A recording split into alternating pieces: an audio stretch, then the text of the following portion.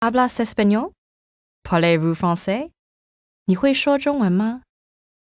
If you answered sí, oui, or 会, and you're watching this in English, chances are you belong to the world's bilingual and multilingual majority.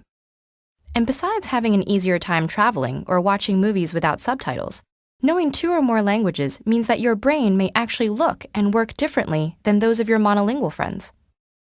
So, what does it really mean to know a language? Language ability is typically measured in 2 active parts, speaking and writing, and 2 passive parts, listening and reading. So, as we have just seen, a bilingual person is someone who has 2 language systems in the brain. Now the question would be, how does the bilingual brain work? Colliers proposed 2 hypotheses about the way a bilingual person handles information represented by 2 arrangements of tongues. One hypothesis, the one on the left, is that all her information is stored centrally or in one tongue, and that she has access to it equally in both languages, which are represented by the various tabs. The other, the one on the right, is that her information is stored in linguistically associated ways or in separate tongues. Experiments by the author indicated that the actual situation of a bilingual combines parts of both hypotheses. The actual situation of a bilingual may be illustrated by a third hypothesis proposed by Michael Paradis from the McGill University. It is known as the three-store hypothesis. It explains how both languages are differentially connected to the same conceptual experiential information store. To clear it up, there is a conceptual system, the bigger one in the illustration, which is linked to 2 different tongues, one related to our L1 and the other related to our L2. In order to illustrate what we have just explained, let's imagine this situation. In the upper tongue, the bilingual speaker has the concept of a dog. In the smaller tongues below, L1 and L2 systems are located. The speaker would produce the word perro or dog depending on the context and on the person that he or she is talking to. But do you think that being bilingual generates disruptions in our mind when speaking, reading, or listening to speech? It was believed that being bilingual produced disorders when speaking or thinking. However, in the last 25 years, cognitive scientists discovered that using more than one language is natural. Although bilinguals appear to activate both languages when reading, listening to speech, and speaking one language alone, they do not suffer notable disruptions. Bilingual speakers can choose the language they wish to speak, but at the same time, switch from one language to the other, often in mid-sentence, with others who are similarly bilingual. That is to say, the L1 is activated when bilinguals speak their L2. And now, we move on to pedagogical implications. As there are prejudices that claim that learning a second language is difficult and boring, students not always arrive at the classroom willing to learn. That is why motivation is so important. At the moment of deciding what to teach and how to do it, we have to keep in mind several factors, such as age and previous knowledge. For us, experiential learning is the perfect tool to have successful learning experiences. As the name suggests, experiential learning is the process of learning through experience. Experiential learning theory was initially proposed by the psychologist David Kolb, who emphasized how experiences influence the learning process. Kolb defined experiential learning as the process whereby knowledge is created through the transformation of experience. The most important fact about learning through experience is that students learn to process knowledge, thinking and understanding a topic like a native speaker would do. This idea can be clarified with Ullmann's theory about memories.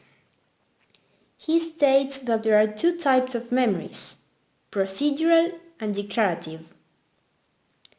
If we teach following the experiential learning ideas, our students would use their procedural memory. In this memory, the information is encapsulated or unconscious. Hence, we do not have access to it or we cannot retrieve it because knowledge is automatized. The other memory is the declarative one. This memory is conscious or explicit, and information can be recollected. Declarative and procedural memories complement each other when acquiring the same or analogous knowledge. Thus, these two systems play a redundant role as children can learn to process the same knowledge, although they do that in different ways. Now, let's move on to the experiential learning model. This model of learning encourages students to constantly reflect on their experiences as they develop practical skills and a better understanding of the world they live in. With this model, students are given the opportunity to apply the skills they have learned in the classroom. With experiential learning, students are able to connect with the theory in a more tangible way than with traditional schooling. In such a rapidly changing world, hands-on experience with problem solving, project building and collaborative learning are some of the important skills that students will need to succeed.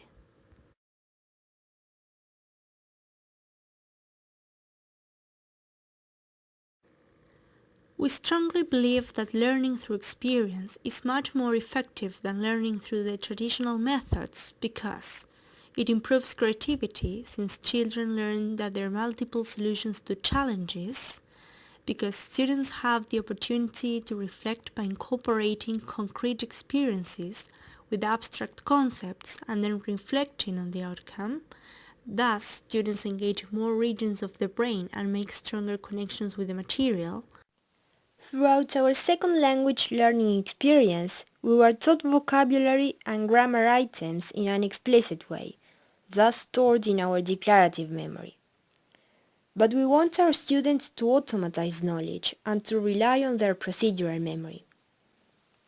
For example, when teaching the topic countable and countable to 9 or 10-year-old students through experiential learning.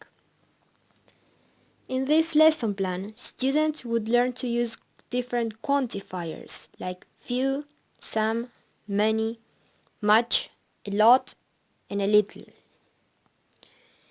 We would start by performing the task before explaining our students countable and uncountable theory. We could do it by placing different containers with materials such as rice, water, cotton, sugar, little toy cars, and cookies. Therefore, children would touch the materials and they should be able to identify the units. Then, after reflecting on our students' outcomes, we should be able to discuss and cast light on the usage of these quantifiers. Finally, our students should be prepared to successfully apply what they have experientially learned in the real world. All in all, the right amount of exposure to an input and the type of input are important and necessary for learning an L2. In order to show how differences in culture affect speakers' linguistic choices, we have made an experiment where we tried to make it visible that English speakers give directions using time dimension and Spanish speakers prefer giving directions, focusing on distances or blocks. As we mentioned before, we made Becca, a Native American speaker, and Cari, a native Spanish speaker, two simple questions. Let's watch the Hola video. Beca, tenemos un par de preguntas que nos gustaría hacerte en español para que respondas en español.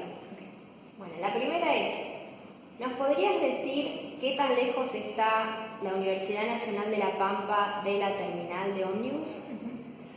Bueno, para ir a la terminal desde el edificio de la universidad, pienso que más o menos 15 minutos caminando de esa parte. Bueno, bien. La segunda, ¿qué tan lejos está Santa Rosa de Buenos Aires? Santa Rosa de Buenos Aires, pienso que 7 o 8 horas en micro. Bien. Bueno, muchas gracias. De nada. Hola, Cari. Queríamos hacerte 2 preguntas en español para que también nos respondas en español. La primera es, ¿qué tan lejos está la terminal de ómnibus de la Universidad Nacional de La Pampa? La terminal queda a unas 10 cuadras de la universidad. Bien. Y la segunda, ¿qué tan lejos está Buenos Aires, la capital, de Santa Rosa? Y a unos 600 kilómetros más o menos. Bueno, muchas gracias, Cari. Nada de nada. Conclusions of the interviews. At the moment of explaining directions, we got to the conclusion that English speakers pay attention on time like minutes or hours rather than on space like blocks or kilometers. Interestingly, the same occur with the English app Google Maps. On the other hand, Spanish speakers concentrate on space rather than on time. To back up what we have seen with the interview made to Beck and Cari, we have made a research about a paper made by Angelica Fulga, a well-known researcher from Concordia University, and we have reached to the conclusion that the location of the human body and of objects within geographical confinements is encoded in different ways cross-linguistically. Thus, it is explained that concepts of time, space and motion are encoded in various languages in an attempt to indicate how differences in linguistic encoding may reflect upon the speaker's conceptual representation of these notions, as suggested by the literature in cognitive linguistics and cognitive psychology. The most important controversy regarding the thinking-speaking dyad is whether these are distinct cognitive processes or, on the contrary, act synergistically in order to shape our experience and understanding of the world. We would like to conclude with Kroll and MacLean's words. The use of 2 or more languages is a natural phenomenon in which language, culture, and cognition interact openly within the same mind and brain. However, bilingualism is not a categorical phenomenon. Bilingualism takes different forms in different cultures and contexts. That possibility holds implications not only for understanding the use of the 2 languages, but also for what it tells us more generally about language, the mind, and the brain. From our role of future teachers, we try to highlight along our work the benefits of experiential learning and the pedagogical implications required when teaching bilingual students. Besides, this methodology means a challenge for us, since we have learned English, that is to say our second language, in a traditional way, relying on our declarative memory rather than on our procedural memory, which would have been more appropriate. So, don't just teach lessons, create experiences. They'll remember experiences forever.